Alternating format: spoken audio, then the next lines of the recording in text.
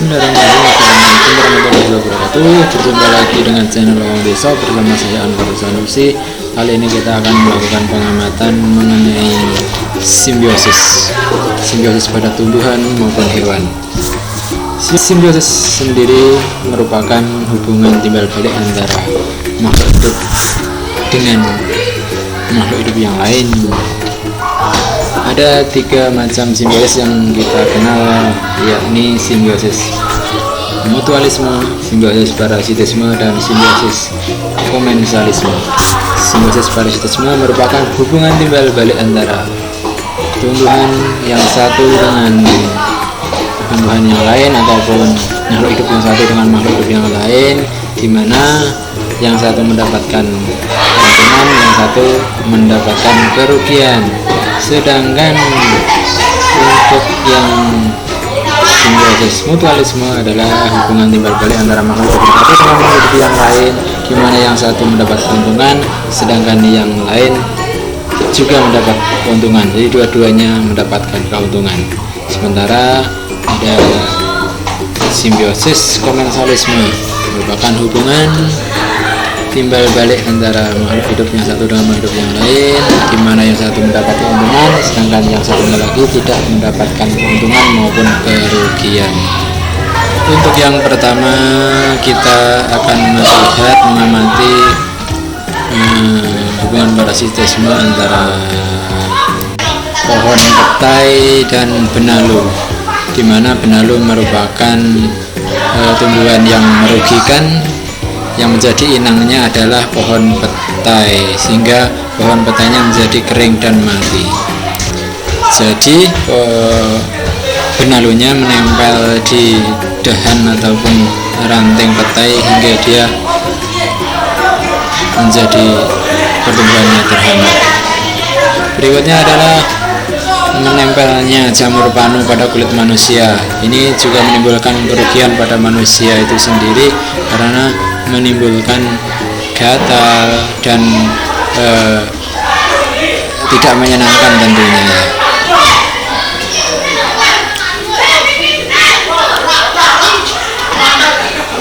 Selanjutnya juga ada kutu pada bagian kepala atau rambut manusia, di mana kutu merupakan binatang parasit, dan yang menjadi inangnya yang di sini dirugikan adalah kepala manusia. Tentu saja kutu akan menghisap darah di kepala manusia dan menimbulkan gatal tidak nyaman tentunya. Ini juga disebut merupakan hubungan simbiosis parasitisme, karena kutu bisa berkembang biak menghisap darah pada manusia. Berikutnya adalah simbiosis komensalisme, hubungan timbal balik antara makhluk hidup yang satu dengan yang lain, di mana yang satu mendapatkan keuntungan sedangkan yang satunya tidak mendapatkan keuntungan ataupun juga tidak dirugikan. Di sini kita akan mengamati pohon anggrek yang menempel pada pohon mangga, di mana pohon anggrek dapat tumbuh dan berkembang biak dengan menempel di pohon mangga. Sementara pohon mangga tentu di sini tidak dirugikan, juga tidak mendapatkan keuntungan dari menempelnya pohon anggrek tersebut. Selanjutnya juga ada hubungan antara binatang, yaitu ikan ramura dan juga ikan hiu, di mana ikan ramura yang hidupnya selalu menempel pada binatang-binatang besar lainnya, dia akan mendapatkan keuntungan dengan cara ikut dalam perjalanannya. Dia merasa aman, dia tidak mengeluarkan tenaga untuk berenang. Dia juga mendapatkan sisa-sisa makanan dari binatang-binatang yang dijangkai atau binatang yang menjadi inangnya. Di sini ikan hiu tidak mendapatkan, dia merasa dirugikan dengan hidupnya ikan jenis remora tersebut.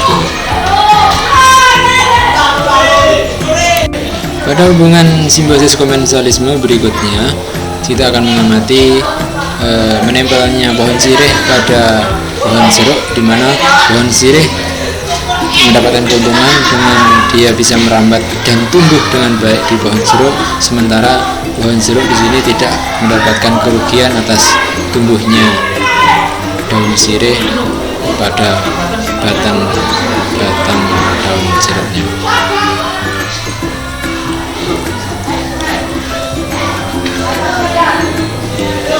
Pohon jeruk tetap bisa tumbuh dengan baik dengan menempelnya sirih. Daun sirih tumbuh di batangnya.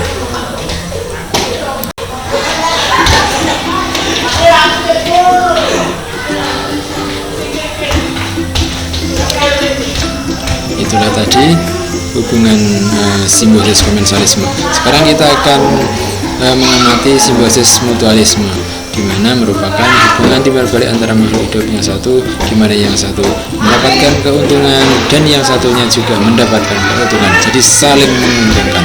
Di sini yang pertama kita akan melihat lebah yang hinggap pada bunga-bunga, di mana lebah mendapatkan keuntungan dari menghisap saripati madu dan nutrisi yang ada di bunga tersebut, sementara bunga dapat terbantu proses perkembangbiakan melalui sebaran biji ataupun benih dari bunga tersebut.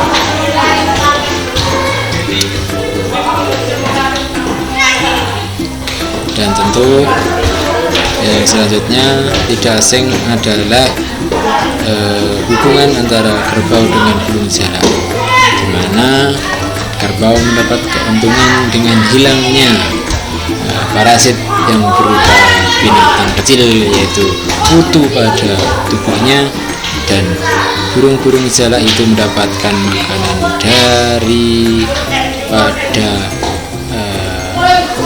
binatang yang merupakan parasit pada tubuh kerbau tersebut, yaitu kutu. Jadi keduanya saling mendapatkan keuntungan. Yang satu akan merasa nyaman kerbaunya, tidak ada kutu, yang satu mendapatkan makanan.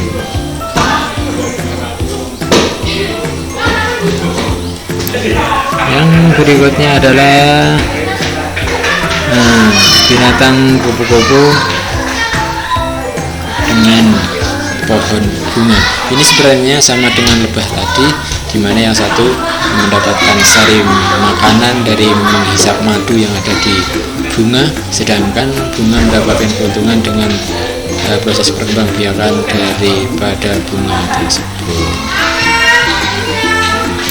Baiklah, demikianlah teman-teman video singkat mengenai pengamatan tentang hubungan antar makhluk hidup, yaitu simbiosis mutualisme, simbiosis parasitisme, dan simbiosis komensalisme dari saya. Semoga bermanfaat. Kita jumpa lagi di lain kesempatan dengan video yang berbeda. Mudah-mudahan video ini bisa membantu teman-teman semua. Wassalamualaikum warahmatullahi wabarakatuh. Sampai jumpa.